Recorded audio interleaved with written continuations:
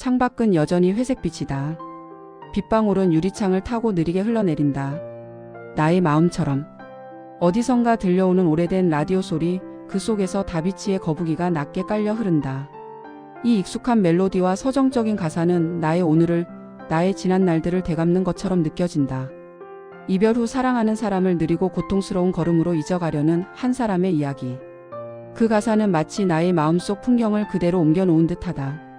너를 지킬 수 없고 더 사랑도 없는 내 가슴 아픈 이야기라는 구절이 반복적으로 가슴을 맴돌며 깊은 울림을 준다. 그 시절 나는 마치 거북이 같았다. 세상의 모든 것을 등지고 오직 하나의 목표만을 향해 앞만 보고 걸어가는 것이 유일한 삶의 방식인 줄 알았다. 뒤를 돌아볼 여유조차 사치였고 옆을 살필 겨를도 없이 그저 묵묵히 나의 길을 걸었다. 그러나 그 묵묵한 걸음이 나를 어디로 이끌었을까?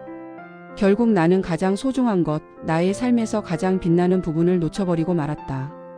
비는 그치지 않고 거북이 노래는 계속 흐른다. 나의 이야기도 이 빗물처럼 끊임없이 흘러내리는 듯하다. 잊혀지지 않는 그날의 기억들이 파도처럼 밀려와 나의 존재를 흔든다. 모든 것이 선명하고 아름다웠던 그때 나의 서툴고 미숙했던 사랑은 서서히 균열이 가고 있었다는 것을 이제야 깨닫는다. 나의 봄은 언제나 희망 대신 쓸쓸함으로 시작되었다. 장독대 너머로 불어오던 바람에도 구수한 된장. 냄새 대신 알 수 없는 불안감과 미래에 대한 막연한 두려움이 섞여 있었다. 어른이 된 후에도 그 불안감은 사라지지 않았다. 오히려 더 깊고 짙은 그림자가 되어 나의 발자취를 따라다녔다. 마치 폐쇄성 비후성 심근병증처럼 내 마음의 벽은 비정상적으로 두꺼워져 진정한 사랑과 행복이 흐르는 혈액순환을 방해하는 것 같았다. 사랑의 감정, 행복의 기억들이 제대로 흐르지 못하고 가슴 깊은 곳에 갇혀버린 것처럼 가슴 깊은 곳에서 이유 없는 숨이 차오르고 이따금 칼날로 찢는 듯한 가슴 통증이 느껴졌다. 육체적인 질병은 아니었지만 마음의 병은 때로 육체의 고통보다 더 깊은 상처를 남기곤 한다. 나의 30 혹은 40. 그때의 나는 무엇을 그토록 갈망했을까? 아마도 채워지지 않는 어떤 빈 공간을 끊임없이 찾아 헤매었을 것이다. 따뜻한 위로의 말 한마디, 이해심 깊은 눈빛, 마주 잡은 손의 온기. 하지만 나는 그것들을 제대로 알아보지 못했다. 아니, 알아채려 하지 않았다. 그저 나만의 세상에 갇혀 나만의 속도대로만 살아가려 했다. 젊은 날의 나는 고집스럽고 어리석었으며 세상의 진리를 외면했다. 부엌 문을 열고 들어서면 늘 희미한 전등 불빛 아래 엄마의 고된 뒷모습이 있었다. 솥에서는 김이 모락모락 피어오르고 구수한 된장 냄새가 온 집안 구석구석을 감쌌다. 그 냄새는 나에게 단순한 음식이 아닌 포근하고 안락한 안식처였다. 세상의 모든 고뇌와 시름을 잠시 잊게 해주는 마법 같은 냄새. 하지만 나는 그 냄새의 소중함을 그때는 진정으로 몰랐다. 그저 당연히 주어지는 것으로만 여겼을 뿐이다. 엄마의 손에서 정성껏 만들어진 된장국 한 그릇은 삶의 깊이와 의미, 그리고 어머니의 희생과 사랑을 담고 있었다. 오랜 시간 끓여지고 익어가는 과정 속에서 다양한 재료들은 저마다의 맛과 향을 내며 하나의 조화로운 맛으로 어우러졌다.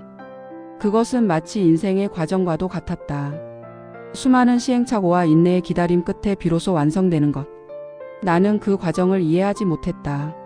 서둘러 결과를 얻으려 했고 때로는 조급함에 중요한 것을 놓치거나 모든 것을 망치곤 했다. 마당 한편에 가지런히 쌓인 장작더미, 그 옆을 묵묵히 지키고 선 늙은 감나무. 그 모든 풍경들이 지금은 아련하고 아름다운 한 폭의 그림처럼 나의 기억 속에 떠오른다. 바람이 불어 나뭇잎을 흔들고 새들은 지저귀며 평화로운 일상의 멜로디를 알렸다. 그러나 나의 내면은 늘 폭풍 전야 같았다. 작은 일에도 쉽게 흔들리고 사소한 오해에도 깊은 상처를 받아 스스로를 괴롭혔다. 폐쇄성 비후성 심근병증 환자들이 겪는 숨막히는 고통처럼 내 마음의 통증은 나를 숨쉬기 어렵게 만들었다. 그 고통은 어쩌면 나 스스로 만들어낸 것일지도 몰랐다. 사랑하는 이의 진심 어린 마음을 알아주지 못하고 오히려 그 진심을 의심하며 밀어냈던 시간들. 아버지는 왜 그렇게 사셨어요? 젊은 날에 내가 아버지께 던졌던 질문이다. 그때는 아버지의 묵묵하고 고독했던 삶을 도무지 이해할 수 없었다. 침묵으로 일관하시던 아버지의 뒷모습에서 나는 어떤 답도 찾지 못하고 그저 답답해할 뿐이었다. 이제야 비로소 알 것 같다. 사람이란 게 미안하면 더 멀어진다는 그 말의 깊은 의미를. 미안함이라는 감정이 쌓여 거대한 벽이 되고 그 벽이 결국 사랑하는 모든 것을 가로막아 버린다는 잔인한 진실을. 나의 후회는 어제보다 더 깊은 구수함으로 그리고 더 아릿한 고통으로 다가온다. 오늘 끓인 된장국이 어제보다 훨씬 깊고 풍부한 맛을 내는 것처럼 시간이 흐르고 세월이 쌓여야 비로소 깨닫는 인생의 진리들. 그 진리들은 뒤늦은 후회와 함께 찾아왔다. 무덤 언덕에 매화꽃이 바람에 흩날린다. 하얀 꽃잎들이 바람에 실려 허공을 가로지르며 잔잔한 아름다움을 선사한다. 안개 낀 새벽 나는 그곳에 말없이 서서 한참 동안 매화를 바라본다. 꽃잎 하나하나에 지난 세월의 아픔과 그리움이 묻어나는 듯하다. 안녕하세요, 아줌마. 당신 남편의 젊은 날입니다. 나의 마음속에 흐르는 작은 목소리, 마치 환청처럼 들려오는 듯하다. 나는 그곳에서 다시 젊고 미숙했던 나를 만난다. 무모하고 서툴렀던, 그래서 많은 실수를 저질렀던 과거의 나를. 그래, 순애는 늘 이렇게 바람으로 왔다 갔다 해. 엄마가 자주 하시던 말씀처럼 순애는 늘 나의 곁을 맴돌았다. 바람처럼 자유롭고 바람처럼 따뜻한 존재였다. 그녀는 나의 삶에 스며들어 있었다. 하지만 나는 그 소중한 바람을 붙잡지 못했다. 잡으려 할수록 더 멀어져 가는 아련한 그림자처럼. 부엌의 환한 빛이 갑자기 번쩍인다. 그 빛 속에서 젊은 날의 내가 투명하게 사라져간다. 마치 긴 꿈에서 깨어나는 것처럼. 기적이 끝나는가 봐요. 다 했어요, 아저씨. 이제는 모든 것을 이해했어요. 이제야 비로소 모든 것을 이해한 것일까? 나의 미성숙하고 아팠던 과거는 그렇게 안개처럼 흩어지고 나는 새로운 시작을 맞이한다. 남은 것은 따뜻한 김이 피어오르는 한 그릇의 된장국. 숟가락으로 조심스럽게 한술 떠본다. 달았다. 이게 뭐야? 된장국이 달다니.